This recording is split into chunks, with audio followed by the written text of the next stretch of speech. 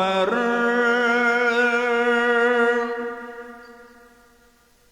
कुर्बान ज़माना है। बोलो ना सुबहानाल्लाह। আমার হুজুরকে না দেখে গোটা জামানায় আমার হুজুরের পাগল। বলুন সুবহানাল্লাহ। बिन देख मोहम्मद पर कुर्बान ज़माना है। जिसे को भी देखा है वो उनका दीवाना है। जिसे को भी देखा है वो उनका दीवाना है। रोज़ा के दुआ का जन्नत का वो टुकड़ा है। रोज़ा के दुआ का जन्नत का वो टुकड़ा है। हुजरे में तो अम्मा की रहमत का खजाना है। हुजरे में तो अम्मा की रहमत का खजाना है। बिन देखे मोहम्मद पर कुर्बान ज़माना है। जिसे को भी देखा है वो उनका दीवाना है। वो सो दिल से बुलंदी पर पहुंची है मेरी किस्मत। वो सो दिल से बुलंदी पर पहुंची है मेरी किस्मत। जिस दिन से मोहम्मदों का होठों पे तराना है। बोलो ना सुभानअल्लाह। अल्लाह के जोरे बोला गया ना। उस दिन से बुलंदी पर पहुंची है मेरी किस्मत। ওই দিন থেকে অনেক বুলন্দে অনেক আলা জায়গায় আমার দরজা আল্লাহ পৌঁছে দিয়েছে। কবে? जिस दिन से मोहम्मद का सल्लल्लाहु अलैहि वसल्लम होठों पे तराना है। যেই দিন থেকে আমার হুজুরের গুণগান আমার জবানে শুরু হয়েছে সেই দিন থেকে ইজ্জত আল্লাহ আমার বাড়িয়ে দিয়েছেন। বলুন সুবহানাল্লাহ। जिस दिन से मोहम्मद का होठों पे तराना है। बिन देखे मोहम्मद पर कुर्बान ज़माना है। जिसे को भी देखा है वो उनका दीवाना है। महताब हुआ टुकड़े के इशारे से। महताब हुआ टुकड़े के इशारे से। हर मोज़िज़ा आला है अंदाज़ो सुहाना है। हर मोज़िज़ा आला है अंदाज़ो सुहाना है। बिन देखे मोहम्मद पर कुर्बान ज़माना है। जिसे को भी देखा है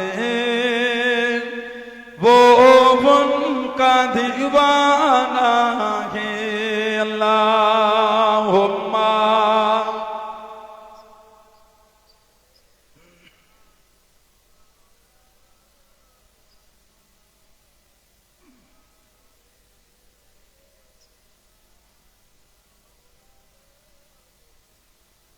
قال الله تعالى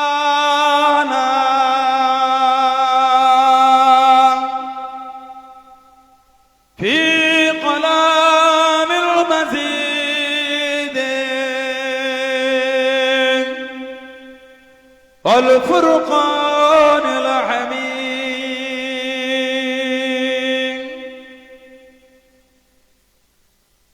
آمنوا كما آمن الناس قال رسول الله صلى الله عليه وسلم لا تسبوا أصحابي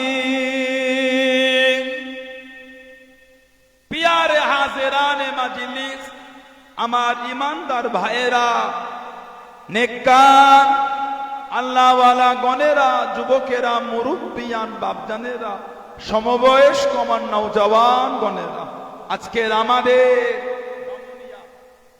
এই এলাকার সুন্দর মাহফিলে একনিষ্ঠ কর্মী কমিটি সাহেবান গণেরা বিভিন্ন গ্রাম বিভিন্ন পাড়া থেকে আগত আমার ফুরফুরা শরীফের মুজাদ্দিদুল জামান হুজুরের সিলসিলার মুরিদ মুতাকিদিন পাগল গণেরা পর্দার আড়ালে অবস্থিত আমার মা ও বোনেরা আজকের মাহফিলের সম্মানীয় অত্র এলাকার মসজিদের ইমাম সাহেব সহ সম্মানীয় উলামা হযরত গণেরা খিদমতে এসে হাজির হয়েছে আমি অধম গুনাহগার নালায়েক খাসসার পাপী আমার মনে হয় আজকের মাহফিলে যতগুলি মানুষ বসে আছে সবচাইতে বড় গুনাহগার থাকতে হলে সেটা আমি আছি আমি পাপী আমি গুনাহগারকে আল্লাহ আপনাদের কাছে হাজির করিয়েছেন দোয়া করেন আল্লাহ পাক যেন গুনাহগারের জবান থেকে কিছুক্ষণের জন্য হলো আল্লাহ পাক কিছু বলার মতন তৌফিক ইনায়েত করেন বলুন সকলে আল্লাহুম্মা আমিন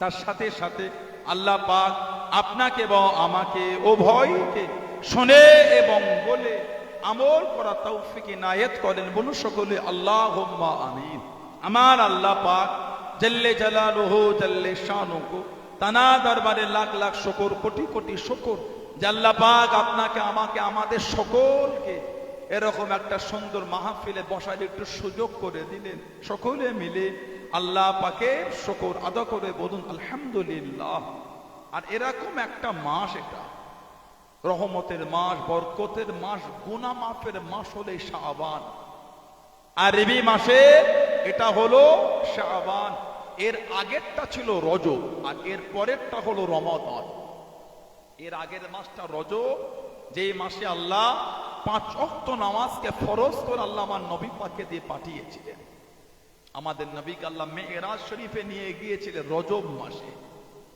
আল্লাহ নবী শানে আল্লাহ পাক বললেন সুবহানাল্লাযী আসরা বিআবদিহি লাইলাম মিনাল মসজিদুল হারাম ইলাল মসজিদুল আকসা আল্লাহ পাক রাত্রিরে তিনি তানার বান্দাকে মসজিদুল হারাম থেকে মসজিদুল আকসা পর্যন্ত আল্লাহ সায়ের করিয়েছেন বলুন না সুবহানাল্লাহ আল্লাহ পাক এই নবীকে নিয়ে যাওয়ার আগে আল্লাহ প্রথমে জিকির করেছেন সুবহানাল্লাযী আল্লাহ পাক জানার জাতটা হলো পাক আর পবিত্র সুবহানাল্লাহ বললেন আমার আল্লাহ আমাদের নবীকে নিয়ে যাওয়ার আগে তার জাত যে পাক আর পবিত্র ওটা জিকির আগে করেছে নবী পাক গেলেন বাইতুল মুকাদ্দাস ওখান থেকে হয়েছে নবী পাকের উরুজ উরুজ মানে হলো ঊর্ধ্বগমন উরুজ থেকে হয়েছে মেরাজ দ্বিতীয় আসমান তৃতীয় আসমান চতুর্থ আসমান পঞ্চম আসমান ষষ্ঠ আসমান সপ্তম আসমান সিদরাতুল মুনতাহা জিবরাইল আলাইহিস সালাম দাঁড়িয়ে গেলেন হুজুর আমি অতিক্রম করতে পারবো না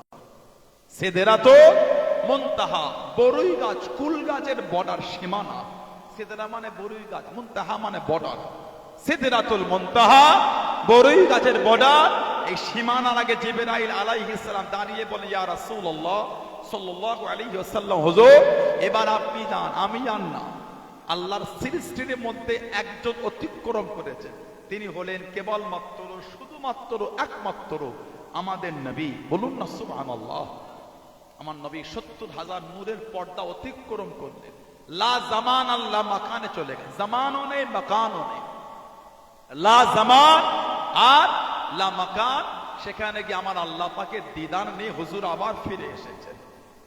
আবার দুনিয়া এসে হুজুর যে বিছানা থেকে উঠে গিয়েছিলেন তখনও বিছানাটা গরম ছিল, আর ওই যে বাড়ির জিঞ্জির ছিটকিনি তখন ওটা নড়ছিল, আর হুজুর যে উদু বানিয়ে গিয়েছিলেন তখনও পানিটা গড়াচ্ছে। বলুন না সুবহানাল্লাহ। এতটা কিছু অতিক্রম করেছেন হুজুর। হুজুর বলছেন এই যে বড়া, আর ওখান থেকে হুজুরকে নিয়ে যাচ্ছে রফ রফ, আরো দ্রুত। হুজুর বলছে আমার চোখের দৃষ্টি যত দূর যায় এক একটা পা ফেলছে তার চাইতে দূরে। সুবহানাল্লাহ বলে। ইদানিং আমাদের বাড়ির কিছু কিছু ভাই মোবাইলের ভিডিও ঘেটে ঘেটে সশরীরে হুজুরের মেরাজ যাওয়া ওটাকে ইনকার করে যে এটা কি করে হয়। হুজুর যদি খবে মেরাজে গেলে আস্তাগফিরুল্লাহ, তাহলে হুজুরের আলাম ওজেদা হলো কি করে? স্বপ্নে তো হুজুর অনেকবার গিয়েছে। বলুন না সুবহানাল্লাহ। 2 নম্বর, হুজুর যদি স্বপ্নে যে গিয়ে থাকে তাহলে তো কাফেরদের ওটা অস্বীকারের কোনো জায়গা নাই। বামুনিয়া এলাকা এতগুলি ভাই বাপজি যুবক সবাই আমরা মুরব্বীরা বসেছি, আমার মা বোনগুলি পর্দার আড়ালে বসেছেন। বলেন কালকে সকালে, আগামীকাল সকালে আমাদের বাড়ির 5টা যুবক ঘটকপুকুর বাজারে কাজে গিয়ে চা খেতে খেতে গল্প করছে, কালকে তো বিরাট কিছু হয়ে গেল। কেন রে স্যার বলিস নি, কালকে রাতে যা হয়েছে বলার মতো না। বন্যা রে ভাই, কি অনুকচি কেন, সেটা বিরাট ব্যাপার। আবার বল কালকে রাতে আমি তো সে হেলিকপ্টার করে চেপে কতটা ঘুরে ফেললাম। গল্প করলাম, সত্যি বলি, বিশ্বাস তোকে মিথ্যা বলো বলে মনে হয় তো, আমি কোনোদিন মিথ্যা বলছি না, তুই তো মিথ্যা বল। হেলিকপ্টার করে অনেক ঘুরে ফেললাম, সত্যি বলছে অনেক ঘুরে, মালঞ্চ ফালঞ্চ সব দেখতে পাচ্ছি না, সব হেলিকপ্টার করে। সত্যি আমাকে বললি না তুই তো স্বপ্ন রে, কবে গেছিলাম কি মনে হলো বলেন? অস্বীকার বলে মনে হচ্ছে আপনার স্বপ্নে চেপেছিস, আগে বলবি তাই সত্যি চেপেছি হয়তো। স্বপ্নে আমাদের জীবনে অনেক কিছুই ঘটে, ওটা অস্বীকারের কোনো গল্প নাই। হুজুর যদি এই যাওয়া স্বপ্নেই হলো তাহলে কাফেরদের ইনকারের কোনো জায়গা ছিল না। স্বপ্নে গিয়েছো ও তাহলে হতে পারে, হুজুরদের সশরীরে গিয়েছেন। কাফের গুলো বলছে এটা কি করে হয়, জান্নাত ঘুরেছে, জাহান্নাম ঘুরেছে, আল্লাহ দিদার দিয়েছে, আবার একই রাতে ফিরে এসে এটা সম্ভব না। আবু বকর সিদ্দিক বলছে আমি মানি, দুনিয়ার কারোর জন্য মানি না, আল্লাহর রাসূলের জন্য মানি। জোরে বলুন না সুবহানাল্লাহ। হুজুরের মেয়েরাজ যদি স্বপ্নেই হলো তাহলে আল্লাহর নবীর জিসিম শরীফটা কোথায় ছিল? আল্লাহ তো বলছেন আমি আল্লাহ আমার বান্দাকে মসজিদুল হারাম থেকে মসজিদুল আকসায় সায়ের করিয়েছি। হুজুরের জিসিম শরীফ মক্কা শরীফ ছিল, বাইতুল মুকাদ্দাস ছিল। হুজুরের মেয়েরাজ যদি স্বপ্নেই হলো, বোরাকের কি প্রয়োজন ছিল, রাফরাফের কি প্রয়োজন ছিল? স্বপ্নে হলে বোরাক কেন লাগবে, রাফরাফ কেন লাগবে? হুজুরের মেরাজ মানতে পারছো না, সুলাইমান আলাইহিস সালামের উম্মতে ওটা মানতে পেরেছো? সুলাইমান নবী জানাকে আল্লাহ বাদশাহিত্ব দিয়েছিলেন। বলুন না সুবহানাল্লাহ। যিনি পিঁপড়ের ভাষাটা শুনতেও পেতেন, বুঝতেও পারতেন। সুবহানাল্লাহ বলবেন না? ওনার কাছে খবর পৌঁছে দিত, পাখিটার নাম ছিল হুদহুদ পাখি। আমি ওই ঘটনা বলতে আসি, উনি বিলকিস রানীকে দাওয়াত করেছিলেন। কে? নবী সুলাইমান আলাইহিস সালাম। উনি যখন ওই পিপিলিকার ওয়াদিয়ে নামটা, পিপিলিকার ওই পাহাড়ে উপত্যকায় গিয়ে পৌঁছেছিলেন, তখন পিপিলিকা বলল হে পিপিলিকার দলেরা, ইয়া আইয়ুহান নামলু দুখুলু মাসাকিনাকুম, হে পিপিলিকার দল তাড়াতাড়ি গর্তে প্রবেশ করো। কেন? ওই সুলাইমান আলাইহিস সালামের কাফেলা আসে, ওনাদের অজান্তে আমাদের করে পিষে দেবে, ওনাদের অজান্তে আমাদের করে পিষে দেবে। সুলাইমান আলাইহিস সালাম এই পিঁপড়ের এই কথাটা শুনে কাফেলাদের করে দূরে দাঁড় করিয়ে মুচকে মুচকে হাসছেন আর বলছেন, পিপিলিকার এই আলোচনা করছে। পিঁপড়ের ভাষাটা উনি শুনতেও পেয়েছেন, বুঝতেও পেরেছেন। জোরে বলুন না সুবহানাল্লাহ। বিলকিস রানীকে দাওয়াত করলে উনি বলে কে আছো? বিলকিসের সিংহাসনটা আমার দরবারে হাজির করবে। জেন উঠে বলছে হুজুর আমি আনবো। টাইম দুপুরের মধ্যে হাজির হয়ে যাবে। সানাউল্লাহ সিদ্দিকী যে চেয়ারটায় বসে আছে সিংহাসনে, 3টে ভাই যদি এসে এটা এখান থেকে নিচে নামাতে যায়, এর মধ্যে আমাদের চোখের পাতাটা 20 বার ফেলা হয়ে যাবে। আর হুজুর বলেন কে আছো? এর আগে একটা মানুষ উঠে দাঁড়িয়েছে, ওনার নাম ছিল আসিফ বিন বালখিয়া। আসিফ বিন বালখিয়া উনি বললেন, হুজুর আপনার চোখের পাতাটা ফেলবেন আর খুলবেন, বিলকিসের সিংহাসন হাজির করে দেবো। জোরে বল। সুলাইমান আলাইহিস সালামের উম্মত বিলকিস রানীর সিংহাসনটা হুজুরের দরবারে আনবে, বলছে চোখের পাতা ফেলবে আর খুলবে। ওটা বিশ্বাস করতে পেরেছো? আল্লাহ বলছে আমি আল্লাহ আমার বান্দাকে নিয়ে গিয়েছি, ওটা বিশ্বাস করতে পারো না? ওটা মানতে পারো না? আল্লাহ বলছে আমি নিয়ে গিয়েছি। শুধু নবীর মেরাজের কথা বলেনি, আগে নিজের জাত যে পথ ওটা বলেছেন সুবহানাল্লাহি আসরা, আমি আল্লাহ আমার জাত হলো পাক আর পবিত্র, আমি আল্লাহ আমার বন্ধুকে নিয়ে গিয়েছি। জোরে বলেন না সুবহানাল্লাহ। হে হুজুরের ভালোবাসা মহব্বত নিয়ে এসেছে। এটা হলো আরবি মাসের শাবান। এটা এসে বসেছেন, এতক্ষণ আলোচনা শুনলেন, ভাই আলোচনা করলেন, সাইফুল্লাহ ভাই শুনলেন, শুধু শুনে চলে গেলে হয় না, কিছুটা হলো জীবনের রূপ দেন। মানতে যদি না পারলাম জীবন ধন্য হলো না। তো যদি চরিত্রটা নাই বদলাতে পারলাম ধন্য হব কি করে? এসে বসেছেন, অন্যায় সবার আছে, আমারও আছে, আপনারও আছে, অন্যায় দিয়ে বসতে হয় না। আল্লাহ পাক তানার কাছে মাফ চান, তানার কাছে তওবা করেন। এত সম্মান ইজ্জত আল্লাহ আমাদের দিলেন। আল্লাহ পাক কুরআন শরীফ 30 পারা সূরা 3 আমাদের সম্মান বয়ান করার আগে 4টে জিনিসের কসম আল্লাহকে খেয়েছে। তিন ফলের কসম, যাইতুন, যাইতুনের কসম, আর তুর সিনিন, তুর পাহাড়ের কসম, যে পাহাড়ে আল্লাহ একটা আসমানি কিতাবকে নাজিল করেছেন। কিতাবের নাম ঠান্ডা কিন্তু কম। এই ছালটা কে দিল? কোন ভাইটা দিল? এটা নেই তো। এই যদি কষ্ট আমারটা নিতে পারে কিছু, এখানে মূর্তি ছিল তো ওই জন্য চাপা দিলাম। ওর ভাই মানে সাইফুল্লাহ ভাই খেয়াল করেন, করলে উনিও চাপা দিয়ে দিতেন।